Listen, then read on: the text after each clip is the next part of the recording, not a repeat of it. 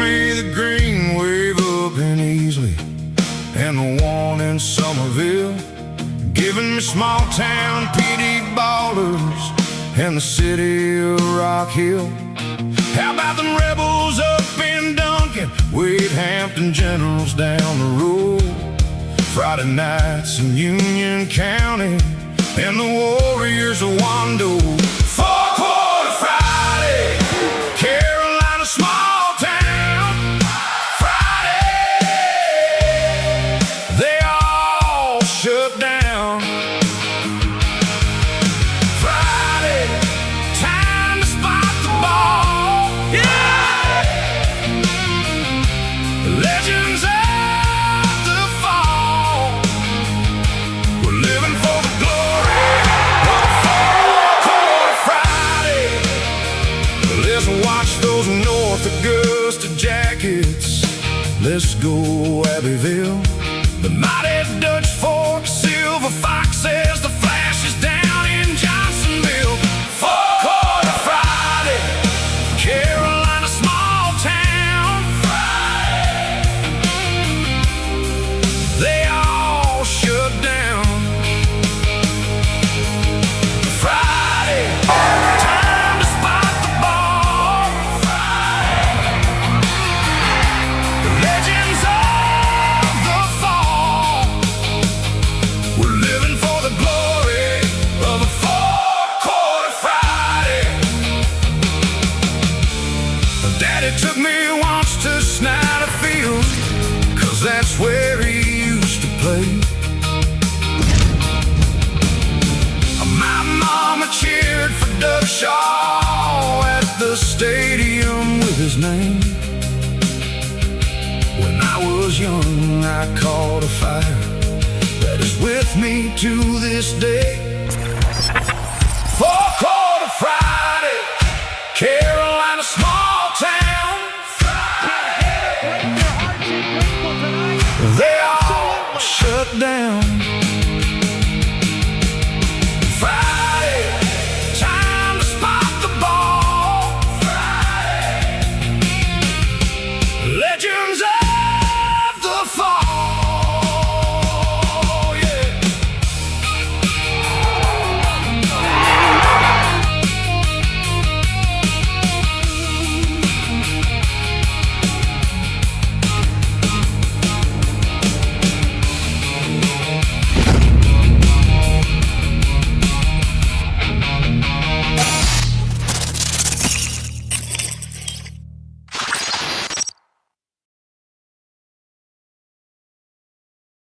Welcome to Four-Quarter Friday, part of the Chief Sports Network. Talking South Carolina high school sports every Friday morning, and proudly presented by the South Carolina Athletic Coaches Association. With weekly appearances from coaches, players, and media around the state. Let's go!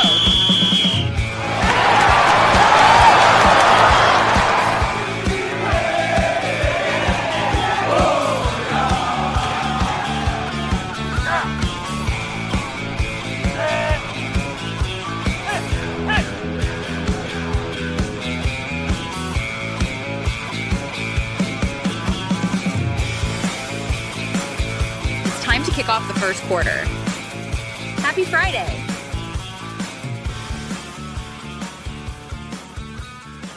Welcome into Four-Quarter Friday, presented by the South Carolina Athletic Coaches Association. We're just 3 weeks away from kickoff here in the Palmetto State. 2 weeks from the Jamborees. Rob's not ready. I'm not ready. We're trying. Day 2 of preseason camp across the state, so it's all football today. Here on Four-Quarter Friday, I'm Matt Smith. That is Rob Williams. On today's show, we'll have a check-in with Sumter Schools Athletic Director Terrence Scriven.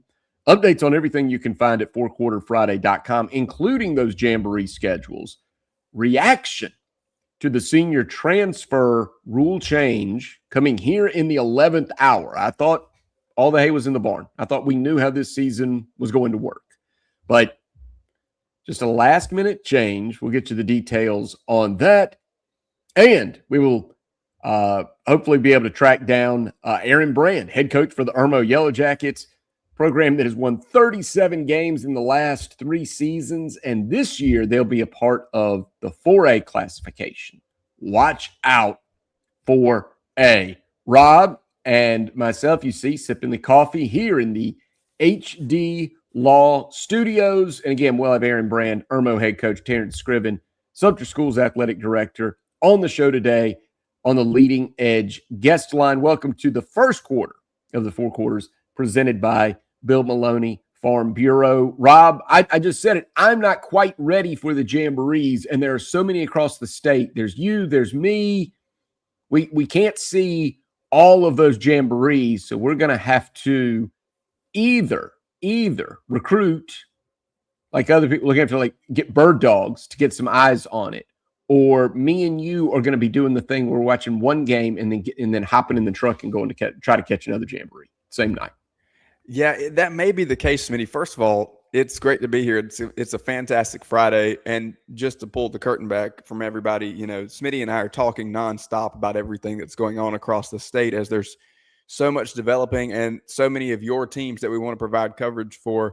But even as late as 10 seconds before we were on the air today, chaos ensues as I stepped back and knocked my microphone over. So I was laughing when we came on the air because just before the cameras flashed on, Smitty, I was resetting everything here.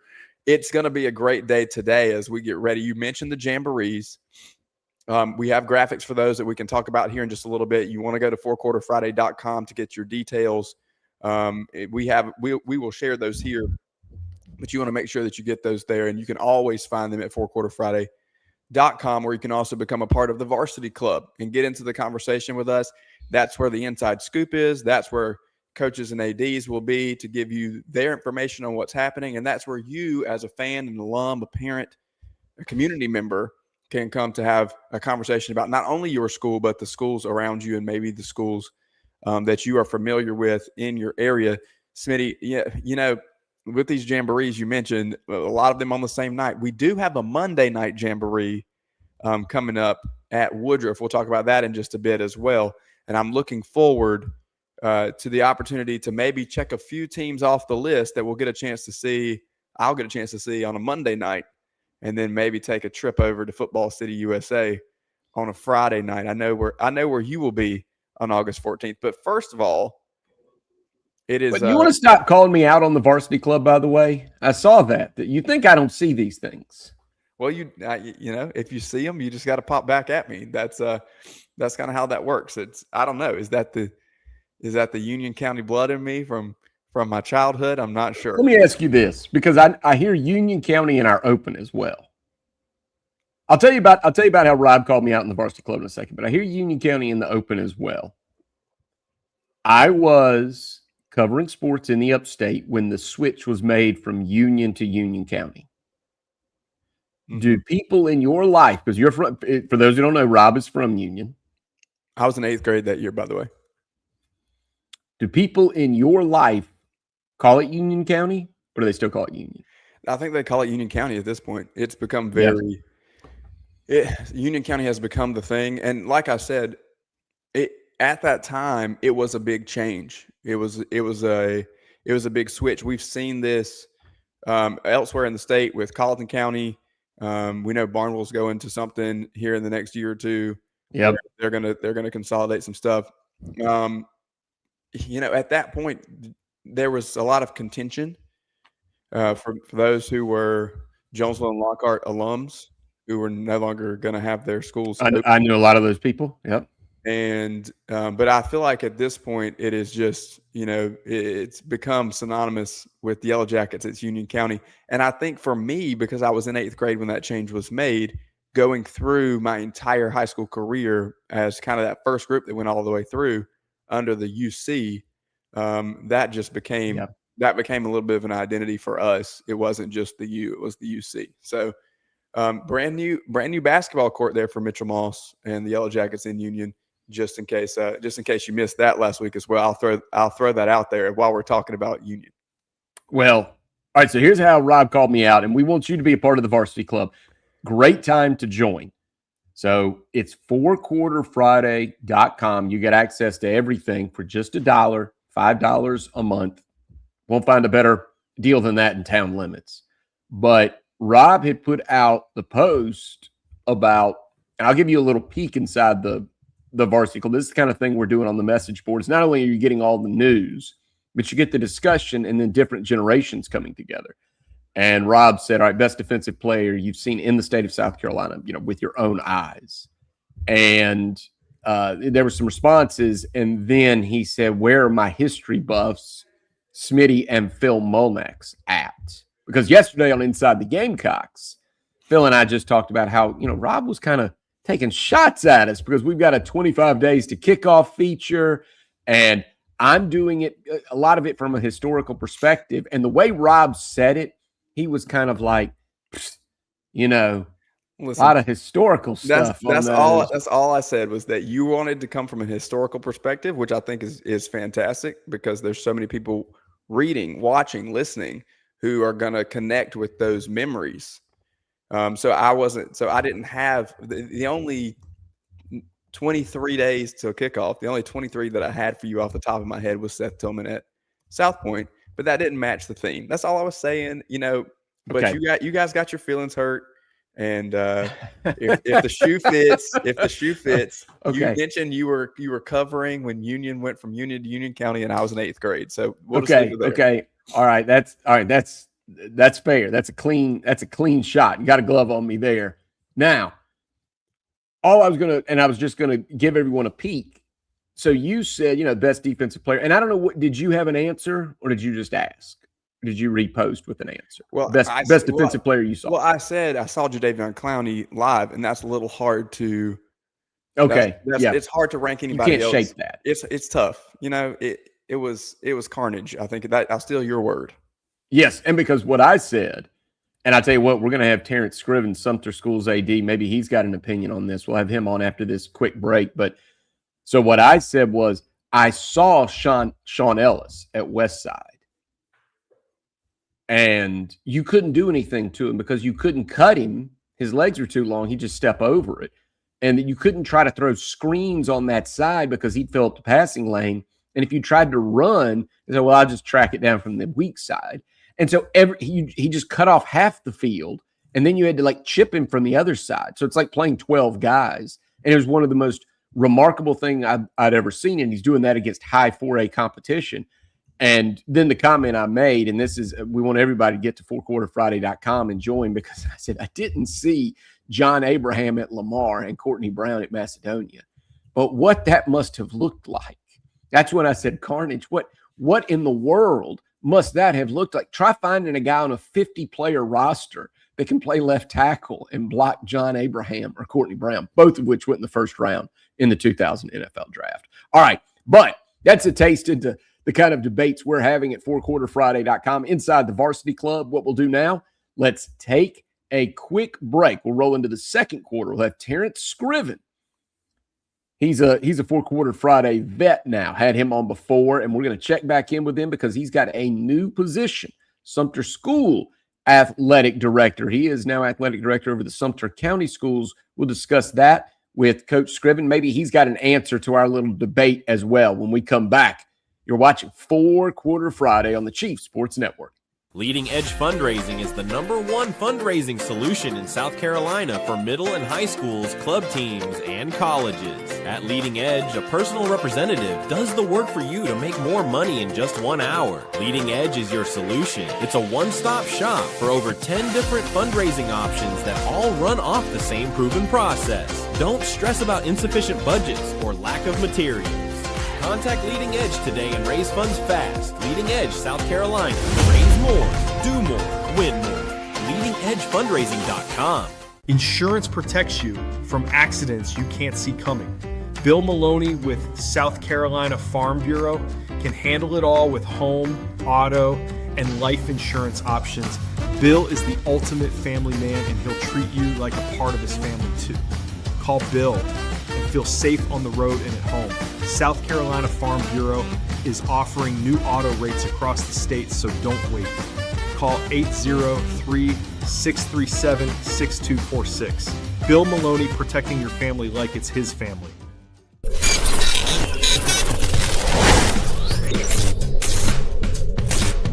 Palm Casual Outdoor Patio Furniture proudly supports high school athletics across South Carolina. If it's time to make your outdoor space the best it can be, with lifetime warranties and guarantees, visit one of our Palm Casual stores in Myrtle Beach, Bluffton, Somerville, or Mount Pleasant. PalmCasual.com. PalmCasual.com. Turn on the lights. It's Friday night.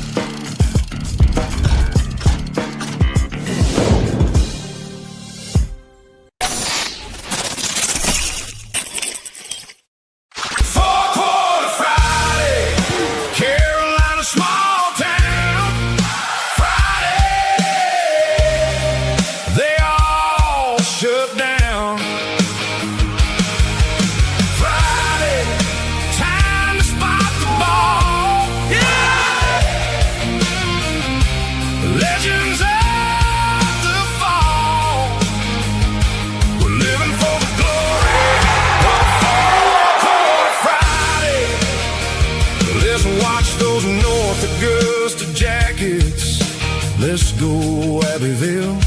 The mighty Dutch Fork, Silver Foxes, the flash is down in And welcome back to Fourth Quarter Friday. Matt Smith, Rob Williams with you here. And we've got Terrence Scriven back with us, Sumter School District Athletic Director, a new position for Coach Scriven. He was a part of the Coaches Academy this past weekend because, Coach Scriven, you have a position as well with the Coaches Association. We appreciate you taking some time. You can lay out all the things that went down there and also about your new position. So welcome back to Fourth Quarter Friday, and thanks for doing what you did to get some help. I think you've got maybe a new office and you had some audio issues you had to work through to get on with us this morning. Well, if you remember last time, it was a total screw up on my part, so I wanted to make sure it didn't happen this time for sure. But, hey, thanks, Rob, Smitty, for having me on, man. This is awesome what you guys do and the support y'all give to South Carolina Athletic Coaches Association. And, of course, I'm excited as I'll get out to be the new district AD for Sumter School District. So, hey, let's do it. Well, Coach, I want to hear about the Coaches Academy last weekend. Obviously, we are big fans of the Coaches Association around here, and the association is big supporters of us. So I think that I feel like we kind of walk around hand in hand because we are working for the same thing, helping out these coaches, elevating players and communities. And what a weekend it was in Greenville. Can you just give us a couple of the highlights about what stood out? I know that there were lots of awards there on the back end, but some real opportunities for growth and for coming together in the beginning. Talk a little bit about what stood out last weekend at the Coaches Academy.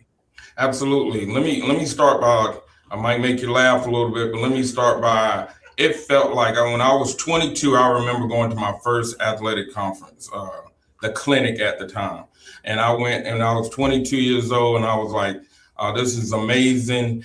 And this weekend felt like the same exact thing. For some reason, it was just a totally different vibe.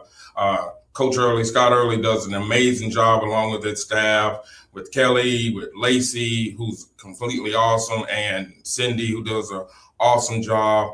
And I just fit in wherever they're needed. But it was an awesome academy. I got a chance to see some amazing speakers, Chris Singleton, who was awesome, Stephen Mackey. Look, I'm sitting there at the Coaches Academy, and I'm just having a good time. We're working. It was really busy, a lot of awards. I even got my 25th award, year service award. And of course I get congratulated when I got home, and I said, all that means is I'm getting old. But what a great time. And Shane Beamer walks right past me, and I get up like a 10-year-old kid and go grab him and get a picture. But it was just an amazing time with the awards, the speakers. Some of our high school level coaches were speaking. We had Dabble Sweeney. Of course, like I said, the motivational part was great. And then the organization of it was really good. And a lot of great vendors were at the place. So it was an amazing time. And then the good thing about it is we're continuing to grow every day. We're talking about things that we could do better. Scott Early's got the most incredible vision. I don't think he sleeps, so you got to check on him every blue moon. I don't know if he gets any sleep at night because his mind is completely wandering and trying to make things better. But what an awesome job that whole staff did. And like I say, for myself, I just want to fit in where I can fit in and help and make things run smooth. Well, tell us this, if you would, Coach. What does the Athletic Coaches Association, how does it support coaches, and why should they all be a part of it and kind of take advantage of all that you and Coach Early do for them and provide? Because it's all right there. All they have to do is join and then kind of show up or be there or stay in touch with you guys. Yeah, so I try to tell, especially our young coaches, and they love to go. I know in our area, then we got some veteran coaches who feel like it's not as conducive to them now, because sometimes, I'm gonna be honest, maybe they think they know it all or what they do is what they do. But at the same time, I think the camaraderie and everybody coming together, that's the most important part to me. It's not necessarily learning new plays or, you can learn some new stuff, but at the same time, it's the camaraderie. I enjoy the camaraderie. I saw so many people that I knew across the state of South Carolina, and just to be able to come there, because you can have coaches, you can have a coaches academy / clinic among 4 people just sitting at the table, just discussing things without even going into a session. So I wish more people would continue to come. I think we had a great number this weekend, which was really good. And so we're going to keep attacking that to make sure people understand that there is more than just going to the clinic and then going out and just having a social. It's a lot of learning and connecting. And I believe if I was not a part of the Coaches Academy, then I would not be where I am today. I really believe that because of the people I knew and the relationships I built. Coach, you talk about relationships and kind of building as a person in the shifting landscape that we have in athletics now. It's easy for especially high profile players to kind of get lost in the shuffle of everybody giving them attention. And we've seen how it impacts young athletes when all of the hype starts to come around them. You mentioned Stephen Mackey just a minute ago in terms of kind of the player development, the motivational piece. How do we develop these players as young men and women? Can you talk a little bit about what you think the importance is there, what you've seen as a coach, as an AD of kind of developing them off the field as well to try to prepare them to be productive members of the communities that they live in South Carolina? Well, as you just said, one of the things he said that I won't ever forget, that, someone poured into you, so you got to pour back into somebody else. And so that was one of the major things. That's how I feel. I started in Sumter School District, and then from 1999, I was at Algernon Middle School. I like to pride myself that I hit it from the ground up. I didn't jump straight to a varsity level. I was painting fields. I was, sweeping floors right at the middle school level. And then I worked my way up, and you have a more appreciation for all of that when you work your way up. But then at the same time, I was able to branch off, and I went to a couple of different places. Went to Wilson High School, had a great time there. Great people in Florence. Went to Gaffney, served as district athletic director there. Great time there. Good people.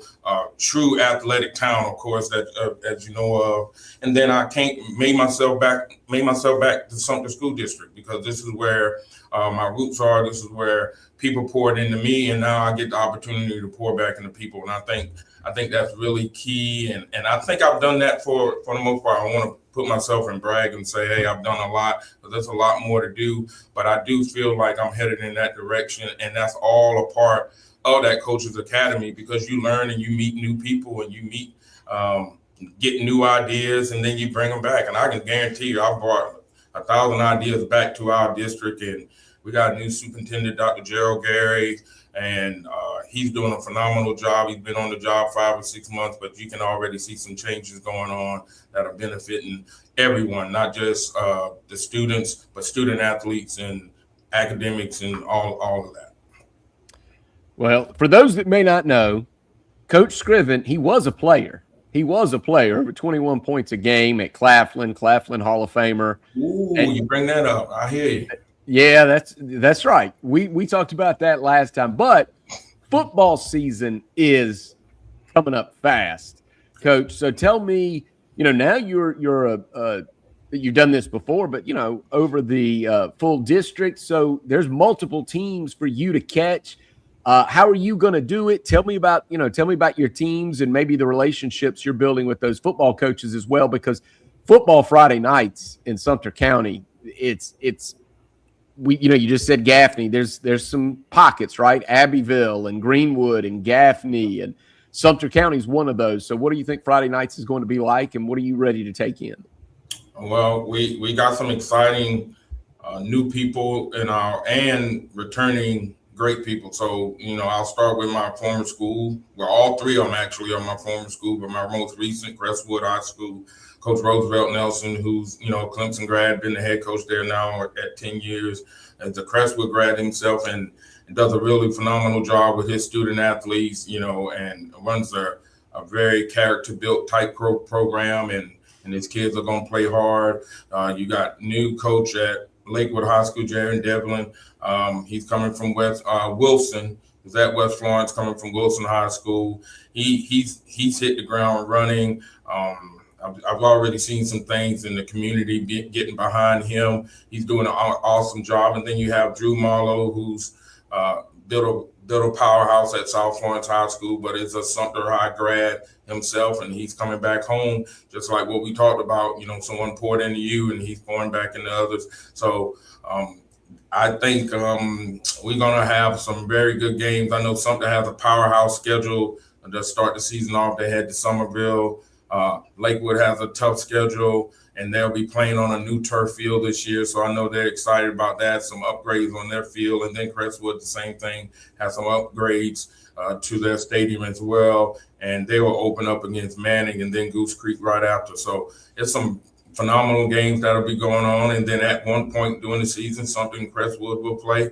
And as always, the city shuts down for that game. And depending on what each other's records are, it could be no one in town. It just depends. So, but I'm excited about all three of those high schools and three of those programs, and I'm excited. And I'll be there. I've already started setting my schedule. This Friday night, I'm here. If games are in town, I'm gonna hit one halftime. I'm gonna hit this one the second half. And so I'm going to do my best to get to each one of them. Then I might hit the road a couple of times and go to watch them play. I am a big follower of athletics. Even as a school AD, I never missed a Friday night game unless there was a reason that I had to miss it. So I'll definitely be there. I'll know what's going on, and I'm excited for all three of those programs. Well, Coach, how about running the football? You talk about Crestwood and Sumter between Frank Richardson and Calvin Wofford and others on both of those rosters. I think you're going to see some rushing attacks that will draw the eye. Can you just talk a little bit? Smitty mentioned before on our varsity club forum on fourquarterfriday.com, we've had some discussions about, who are the best defensive players you've seen in South Carolina, who are the best, which school produces the most running backs. Can you talk, as a Sumter guy, can you talk a little bit about some of the names that you've seen come out of Sumter County that maybe people listening have forgotten about? If you would have asked me that question, I could name off about 15 names right off the top of my head. But just thinking about that, of course, I'm a Sumter High grad. I can go all the way back to 1994 when I graduated, and during the times of Wally Richardson, Will Richardson, Derek Witherspoon, Dexter Davis, all of these high-profile names from the past. But then you got your, at Sumter, you got your Roderick McDowell, you got your Hot Rod McDowell. He has not come up. He has not come up. That's why we ask these questions. Oh yeah. Well, I even hate to call out one name or two because there's so many. And then you hit the Crestwood side, and you had Tyshawn Williams that went to North Carolina, then BYU, and played in the league a little bit. You have the Simon brothers, who were really good. One went to South Carolina State. The other played at South Carolina. The tight end played at South Carolina a couple of years ago. Josh. Yeah. So there are a ton of people that you know, if I start bringing up names, I might get a call and say, "How you forget me?" But you know, we produced a lot of athletes out of Sumter Well, County. listen, I'll give you one. Smitty and I have been doing this back and forth about historical and recent. I'll give you probably the most recent that I can think of, and that would be Lakewood's Brandon Cisse, who just was drafted into the NFL. So that Absolutely. Look that's at that's that. another Look one at that. that we're gonna put out there. How do I forget the new recent Green Bay Packer? You know, Hey, listen, I got you covered.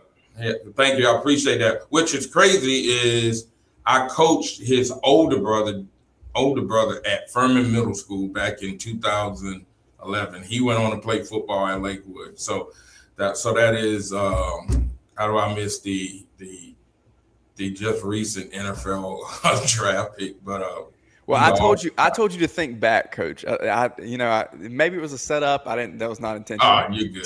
Tell you to think back, right? And then I'll come through and give you what happened in the past couple of years. That's what they say. You know, that you bring out the popsicles and the lollipops for the kid over here, and I'll let Smitty handle the historic timeline. No doubt. I'm not that old, but Coach, we'll let you roll out of here on this. Give us, or for any of the coaches, because we want to make sure that the coaches are a part of fourquarterfriday.com and they can go there for their information. So if they are intrigued by the South Carolina Athletic Coaches Association and want to stay in better touch and want to take advantage of all those resources, where do they go? How do they do that? How do they, even if maybe they've already joined and they haven't taken advantage or they haven't joined? Well, I think we do a really good job. Each week there's a devotional. Each week there's something being popped up on social media. And you can't tell me nowadays that everybody's not on social media. So 98% of the people in the world are on social media. So we're constantly putting our brand out there as far as the Coaches Academy is concerned and the South Carolina Athletic Coaches Association through social media. I've even received calls of, you know, people, hey, how do I do this? And most of the people I'm connected with, and the main source of people that I'm trying to get in contact with is my middle schools. And they're not as received of the Coaches Academy as we are. So even when I was talking to some of my middle school coaches and they realized that, look, I want to do this, and they didn't know a lot about it. So it's really just getting more information out. And the more you keep talking about it, people are going to receive it and people are going to know about it. So one of the things, contact the office. You got a great office staff with Lacey. You got any questions, go on social media or talk to your athletic directors and continue to ask about it. But I received numerous messages over the weekend just saying, hey, I want to do this. How do I get in this? Even coaches asking, how am I able to speak? I want to speak at the Coaches Academy. So just continue to be a voice and continue to be seen and out there where from the social media standpoint and just being a part of that program, just continue to try to do the best we can to get as much information as possible. Now, Coach, we appreciate your time. Congratulations on your position. We're going to run across you. And listen, we don't mean this. This isn't flippant. On Friday nights, you text us. We can't be everywhere, and you're going to be at a couple games, so you text us what's happening. And thank you for bringing Roderick McDowell's name back up. How could I forget? Because he was unstoppable in a high school football field. Yeah, he could was. not be dealt with. He was. He was really good. He was really, really good. He's I forgot. I'm not sure where because he's moved. He's bounced a little bit, but I think is he Marshall? I just read. Marshall. I think he's still at Marshall as a coach. Coaching. That is correct. I've actually seen him multiple times in the spring on the recruiting trail. He is at Marshall. Well, thank you guys both. I appreciate it. Thank you for the support. Thank you for having me on. It's been awesome. I definitely follow you guys, and I'll continue to advocate and make sure that we get more of this information out. And I'll be sending you text every Friday night because I'll be at 1 or 2 every Friday night. I can promise you that. Please do. All right. Congratulations again, Coach, and we'll be in touch. Thank you. I appreciate it. That is Coach Terrence Scriven. He is now the district athletic director in Sumter. We've got to take another break. When we come back, we're going over the Jamboree schedule across the state, corner to corner. This is 4 Quarter Friday, presented by the South Carolina Athletic Coaches Association on the Chief Sports Network. Check the statewide high school scoreboard every Friday night on the Chief Sports app.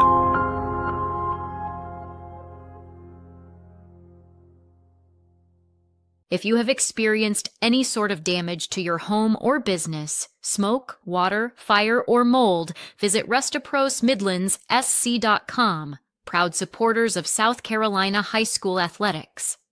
Leading Edge Fundraising is the #1 fundraising solution in South Carolina for middle and high schools, club teams, and colleges. At Leading Edge, a personal representative does the work for you to make more money in just 1 hour. Leading Edge is your solution. It's a one-stop shop for over 10 different fundraising options that all run off the same proven process. Don't stress about insufficient budgets or lack of materials. Contact Leading Edge today and raise funds fast. Leading Edge, South Carolina. Raise more, do more, win more. LeadingEdgeFundraising.com. When playing sports, you want a coach that will fight for you. At Hewitt Diamaduros Law Firm, we've got your back. Whether it's personal injury, insurance disputes, negligence, or wrongful death, our team delivers exceptional legal services that makes meaningful difference in the lives of the individuals and families we work for.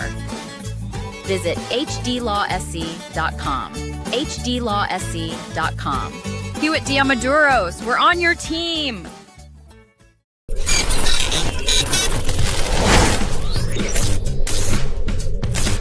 Palm Casual Outdoor Patio Furniture proudly supports high school athletics across South Carolina. If it's time to make your outdoor space the best it can be, with lifetime warranties and guarantees, visit one of our Palm Casual stores in Myrtle Beach, Bluffton, Somerville, or Mount Pleasant. PalmCasual.com. PalmCasual.com. Turn on the lights. It's Friday night.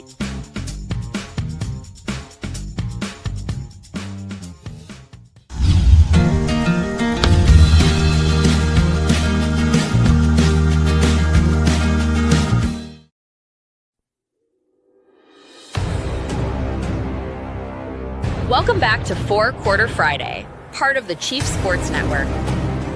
Let's talk ball.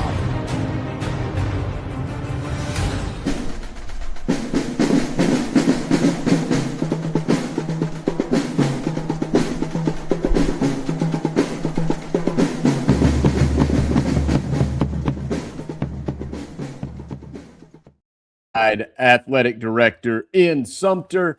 That is Rob Williams. I am Matt Smith. These are the HD Law Studios, Four Quarter Friday, presented by the South Carolina Athletic Coaches Association. Our thanks as well to Bill Maloney, Farm Bureau Insurance. Rob trusts him. So should you, because Rob lives like a maniac. So, you know, he's from Union County. He's probably on a four-wheeler on the interstate, and Maloney still insures him. That's it. Am I close? Maybe not. But Union County, that's accurate. Yes, I'll give it to you. I'll give it to you there. Yeah, and shout out again. Thanks again to Coach Terrence Scriven on the Leading Edge guest line there with us. If you need fundraising for your team or organization, contact Leading Edge today. It's faster, it's less work, and it's more money. So I don't really know what it sells itself, right? All right, Smitty. It's been a jam-packed show so far, and I've gotten my jabs in. You've countered very nicely. Four-wheelers on the interstate. You know, we're back and forth here, but here we are with some rule changes, right? Yeah, I want to hear about this. So this is what I opened with. There's a transfer rule change, and Rob was all over this, and it's posted all of it in Coach's reactions at fourquarterfriday.com. So Rob, take us through this. You can take us through the timeline, maybe even before this rule change, when it was just hinted about, whispered about in circles. Yeah, so we kind of got mixed. I'll be honest, we were getting a little mixed back and forth on opinions on whether or not this change was going to happen. To outline the change overall, first, this change happens for first-time transfers. I think we need to be very explicit about that. This does not count for second-time transfers. This is a first-time transfer change where previously, if you were a first-time transfer in your senior year, you would miss the beginning of the season. In football, that is equivalent to the first 3 games. that has been eliminated, and now first-time senior transfers are immediately eligible. So underclassmen were already immediately eligible, Smitty. But you mentioned before, and I think this is the timing of it is the most interesting thing. As you mentioned before, it was in the 11th hour.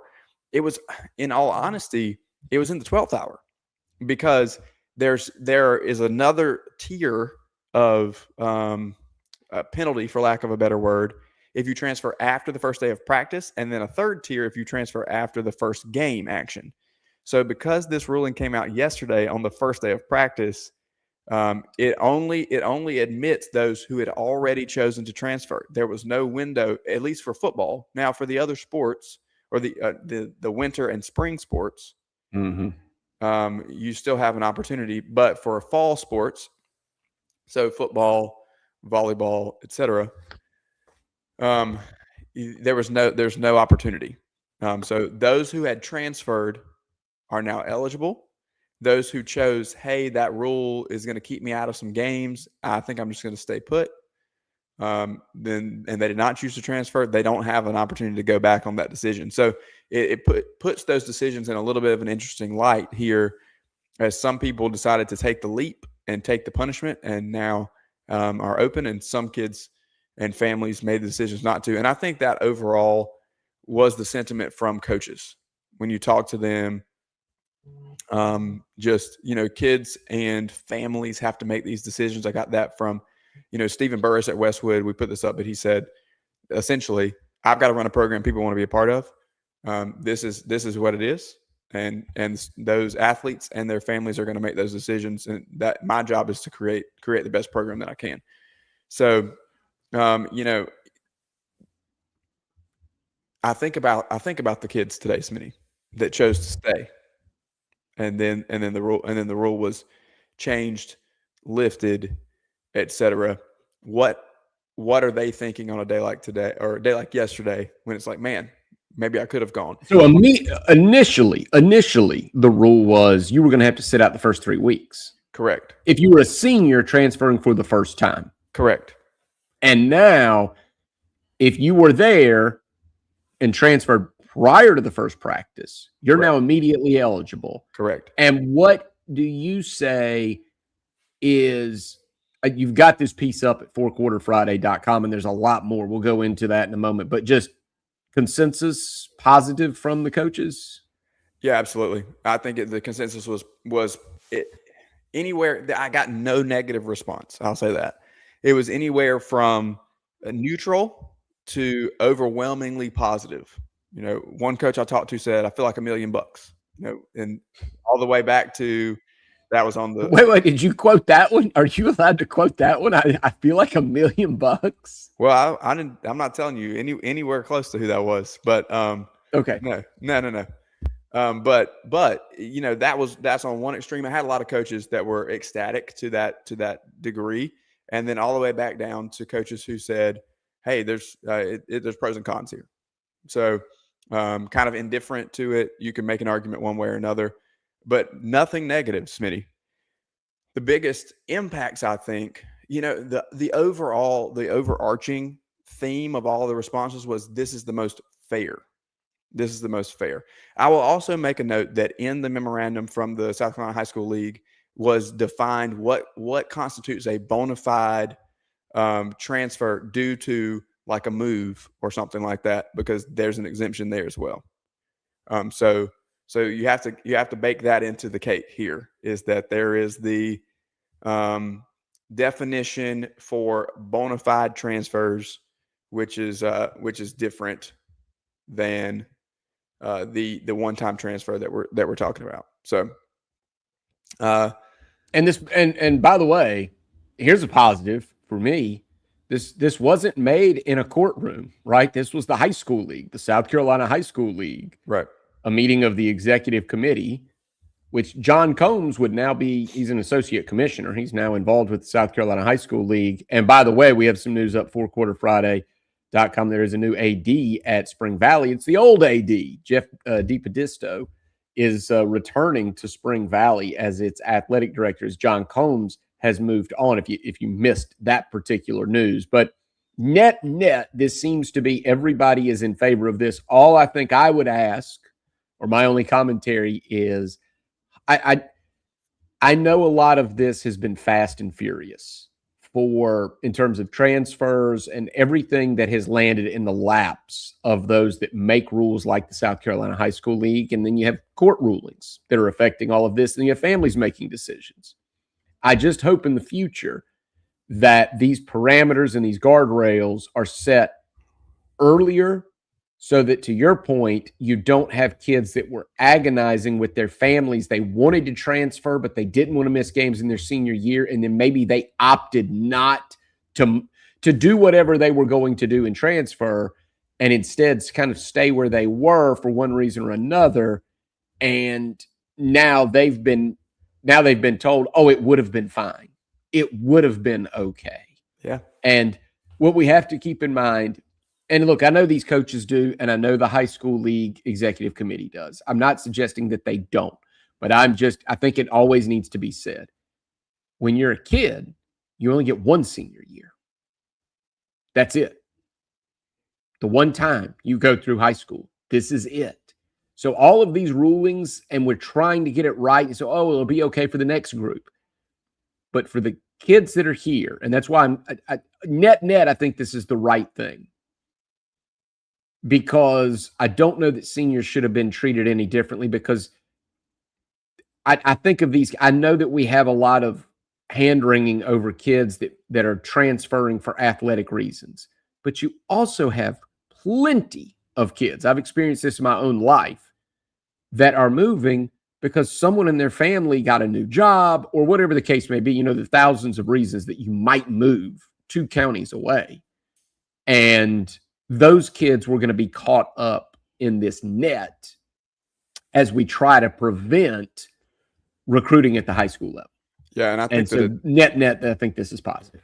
And I think that's the important note that's in there in this release or the memorandum from the high school league, that this new rule change does not apply if the student transferred because of a, quote, bona fide change of residence. And then they outline 8 subpoints of what defines a bona fide change of residence. So I won't read through all of those to let everybody know, but they did build that in, to your point, where if you do have a real move because your parents get a new job and you move a couple counties over, that this does not apply in terms of the transfer withholdings, I guess I should say. Yeah, I mean, it's interesting, Smitty. I think the biggest immediate thing here is in the first 3 weeks. We're talking about non-region. If you're on fourquarterfriday.com, next week you should be looking for some toughest non-region schedules in the 6 different areas of the state. If you have not tuned in with us and jumped on to fourquarterfriday.com, we are covering the state in 6 different areas. And so if you live in an area, you're going to get the teams that are in your area, regardless of classification or what region they got stuck in this year or whatever. Got stuck in, man. Well, in some cases it's a blessing, and in some cases it's a curse. It's realignment, Rob. You might get stuck in this tough region. And that's how you look at the tough schedules. We'll see that, but the impact of this ruling, Smitty, is, hey, in the first 3 weeks, I may have a super tough schedule. I may be playing. I'm 4A and I'm playing, a 4A championship contender and 2 5A teams that went deep or won a state championship last year in my first 4 games. And I've got 5 senior transfers that are going to be primary playmakers for me. Well, they weren't going to be available. Now they are. Or the flip side, which I got from a couple coaches as well. Hey, we don't really have a lot of this going on, but we're looking at our schedule, and this just changed the matchups because week 2 we've got so-and-so, and they have multiple senior transfers. Now some senior transfers that we're going to have to account for. Yeah.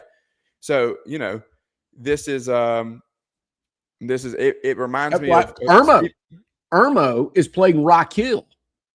Rock Hill has several senior transfers. That's correct. Yep. There's a matchup right there that has been affected. And I think that was already a can't miss game. And now it moves up the ladder even further because Rock Hill has multiple senior transfers that are coming. And Irmo does too, right?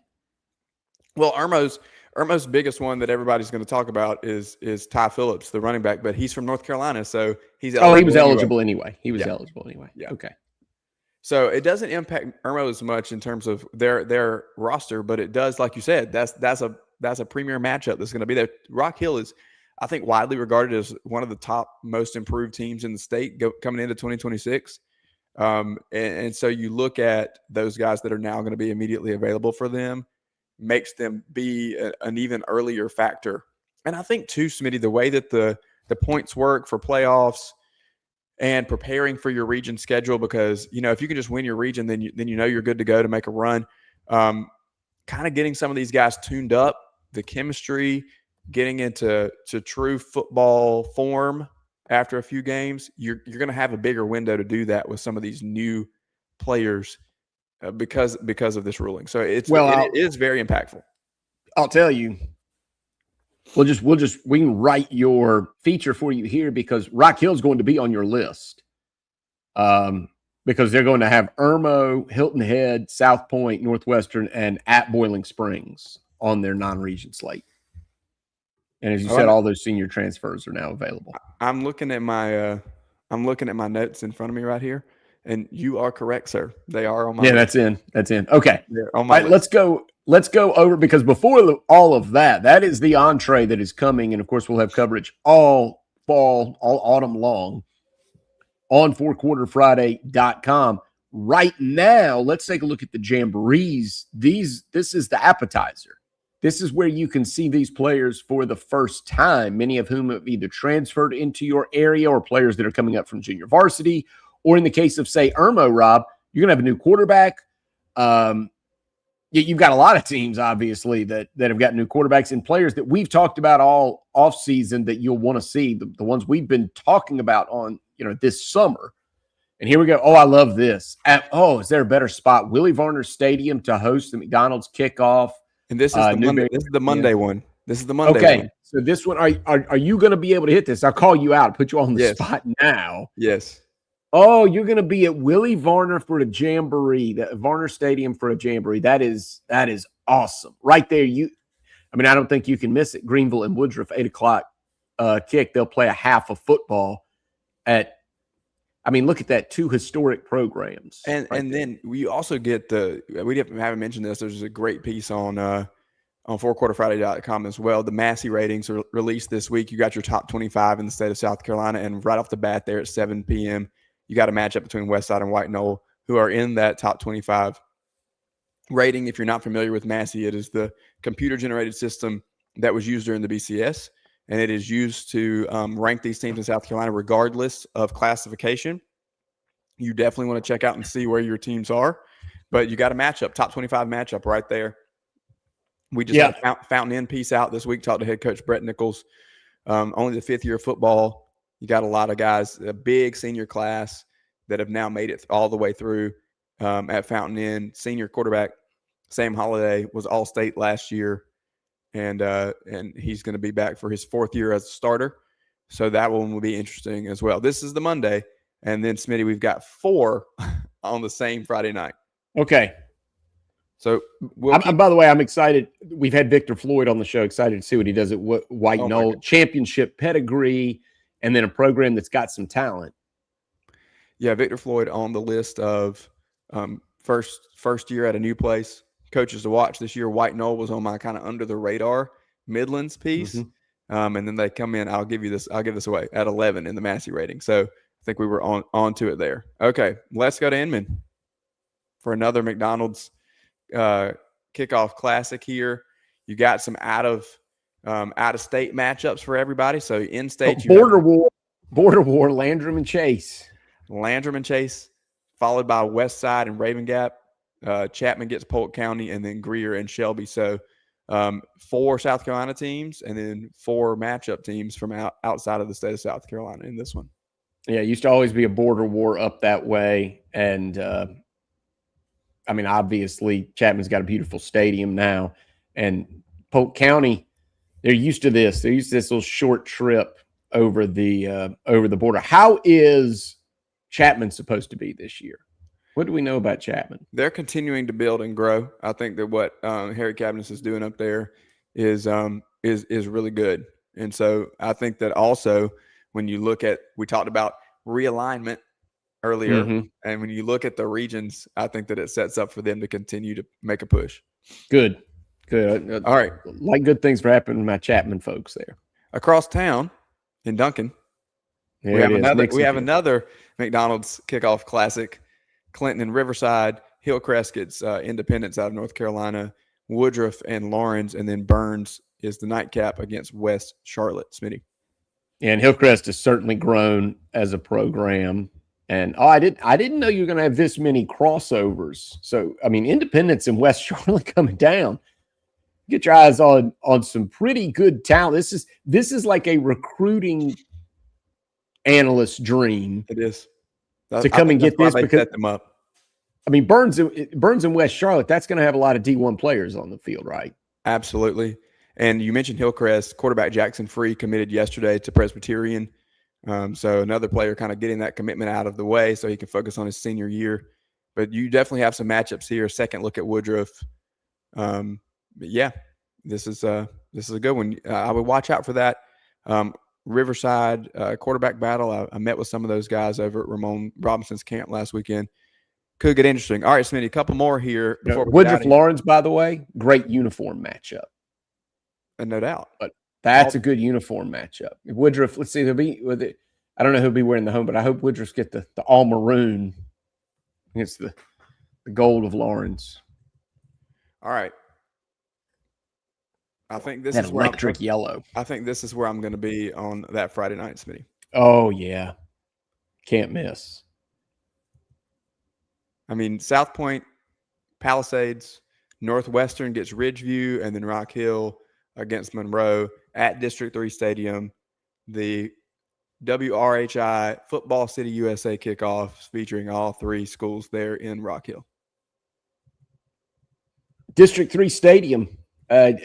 What a great setting. Keep your eyes on fourquarterfriday.com because we are going to have, if you are a fan of anything in that Rock Hill area, or if you're tired of the Rock Hill teams beating your team, whatever it is, just keep an eye at fourquarterfriday.com. We've got a piece coming out that will interest you.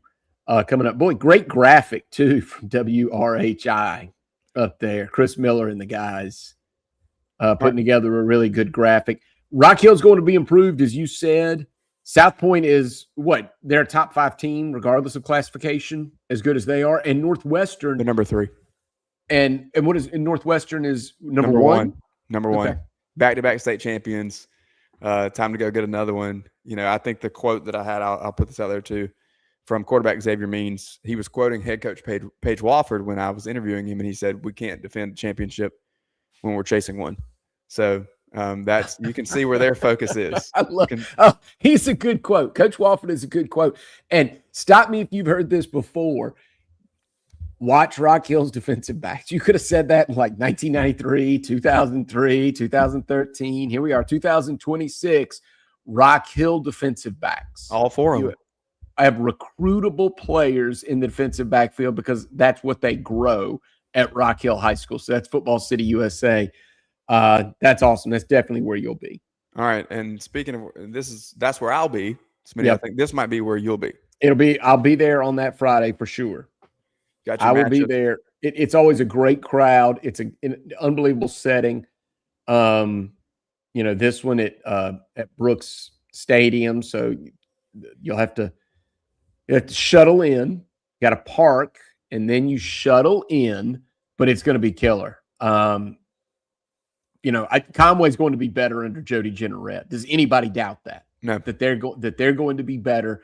Socastee, I've been on the phone with Ben Hampton, the head coach at Socastee. They've had such bad luck in terms of cluster injuries in the last few years. If Socastee can stay healthy, they finally got some playmakers on the outside that will make a difference. And they've got veterans both in the front 7 defensively and in the front of their offense on the offensive line. So Socastee's going to be better. And then, of course, Carolina Forest, you have to see Carolina Forest run the football. The way Mark Morris does things at Carolina Forest, they're in those Massey ratings. Are they top 5? CF might be top 5. They're not top 5, but they are on those Massey ratings. And I think that, they're underrated then. They are. I am telling you, that's a monster. Carolina Forest is a monster. And now we'll see how they handle the travel in the new region this year. But Coach Morris, what they do, running game, they're in everything. They're going to be in every football game, and no one will want to see them at playoff time, and they're absolutely a playoff team. And North Myrtle Beach is a team I'll be seeing not only that night at the CMB Kickoff Classic, but also I'll have them week 1 on Friday Night Rivals on WPDE. We'll have Socastee and North Myrtle Beach from up there in Little River. First time on Friday Night Rivals. Keep an eye on fourquarterfriday.com for this as well. We're going to get as many of the TV schedules out to you as we can. On Monday. No doubt about it. We're going to do that. And I'll remind you as well that on the Chief Sports app, you can stream so many radio broadcasts if you're not in the area. If maybe you went to school in a different part of the state, and you've moved and now you're going to be at your kid's game, but you want to know what happens at your alma mater, or maybe you moved out of the state, but you're listening to us or watching us right now. Make sure that you download the Chief Sports app, and you'll be able to stream those broadcasts. I did that all year last year, and Smitty mentioned it before. We're going to be doing this along with you because we can't be everywhere, and so we will be at games. Smitty will be doing some TV. I'll be doing some radio. We'll be kind of all over the place, and you'll get an opportunity to get on there, get on the varsity club, and tell us your scores, because we want to hear from you as well. I can't wait. Here's what I want. Here's the report I want, Rob. I want you to come back to us with Rock Hill. Northwestern's good. South Point's good. I mean, it's not like you don't need to see them, but I'm suggesting there's no way you're coming back to us and saying, oh, yeah, Northwestern and South Point aren't going to compete for championship. They will. We know that. But I think Rock Hill, with the transfers, with the veteran leadership and athleticism on the back end, and they do, all of that kind of Rock Hill old influence on what you've got sons of former players. You've got a coach who's a former player. You got Coach Simpson on that staff. Yeah. I just think this is – I don't know what the record will be, but I just get the sense that before the year is over, Rock Hill will make waves. And I want to know what you see when you put eyes on them in a couple of weeks. Well, you'll be able to probably see it in real time on the Varsity Club in snippets, Smitty, if you're on fourquarterfriday.com. And we hope that you will all join us over there, especially as we get into the season. We got intel stuff coming up from fall camp. And we've also got, like I said, toughest schedules before we get into the heart of the season. Yeah, absolutely. I'll be obviously on the message board from the CMB Kickoff Classic, but we can't be everywhere. We need your help. Join fourquarterfriday.com. Be a part of the Varsity Club. $1 to join right now, just $5 a month. I promise you, it is where you want to be. If you like high school football and high school athletics enough to join us right here on this show, you want to be a part of that at fourquarterfriday.com. We'll wrap it up right now. Inside the Gamecocks is next. Thank you to Rob.